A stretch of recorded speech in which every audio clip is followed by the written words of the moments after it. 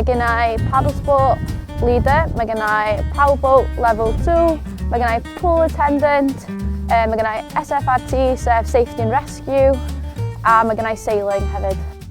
Dwi wedi gallu gweithio yn yr awyr agored hefo ysgolion a canolfannau fel Glan-llyn a gallu gweithio hefo gwahanol fathau o oedrannau o 11 o holl ffordd i 6 lle maen nhw'n cyrraedd 18. Da ni'n dechrau pob bore hefo cyfarfod a wedyn da ni'n mynd fewn i wahanol sesiynau. Mae gennym ni 4 sesiwn y dydd. Da ni'n gallu mynd o cnwio i'r waldringo o'r gwmpas y dydd. Nes i benderfynu bod yn y maes yma syth ar ôl gadael ysgol. Nes i wneud cwrs BTEC mewn awyr agored a wedyn nes i fynd i wneud gradd mewn Adventure Sport Science. Dim bwys i'ch gallu, mae gennym ni offer gwahanol mwyn cael plant a phobl hefo anableddau ar ein cwrs raffau ac ein canoes, felly mae gennym ni bosib cael pawb ar y gweithgareddau.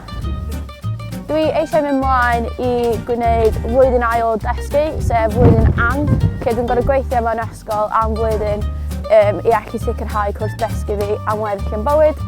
Dwi hefyd eisiau gwneud mountain leader training fi i alluogi fi weithio yn annibynnol fyny mynyddau efo'r awyr agored. Top tips fi ydy jyst cymryd y step gyntaf. Mae yna gwahanol ffyrdd fydych chi cael fewn i'r awyr agored.